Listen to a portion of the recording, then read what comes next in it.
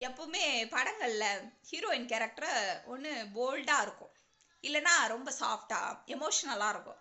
இந்த ஒரு படத்தில் ரொம்ப காமெடியாக ரொம்ப மொக்க வாங்குற மாதிரி ஒரு கேரக்டர் வச்சுருப்பாங்க. அழகுராஜா படத்தில் சித்ராதேவி பிரியா அப்படின்னு ஒரு கேரக்டர் வச்சுருப்பாங்க. ரொம்ப ஹீரோயின் தான், ஆனால் ரொம்ப காமெடியாக இருக்கும் அந்த படத்தில்.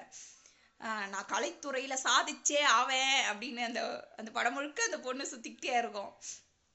அவங்க வீட்டில் அவர் ஒரு காமெடியில் அவர் டேடி சொல்வார்,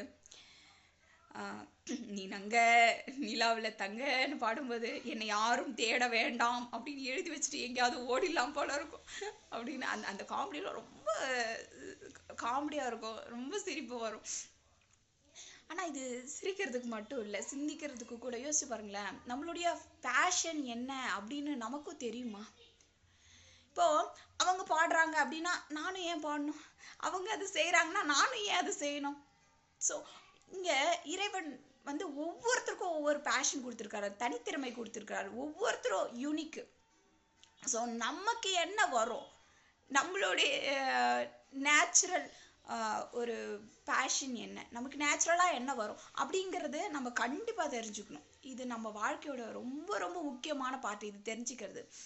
சரி, நம்மளுடைய பேஷன் என்ன அப்படின்னு எப்படி கண்டுபிடிக்கிறது அப்படின்னா, எந்த ஒரு அது ஒரு கலையாக இருக்கட்டும், ஒரு வேலையாக இருக்கட்டும், ஒரு ஒரு ப்ரொஃபஷனாக இருக்கட்டும், அதை செய்யும்போது நமக்கு சோர்வடையவே மாட்டோம்.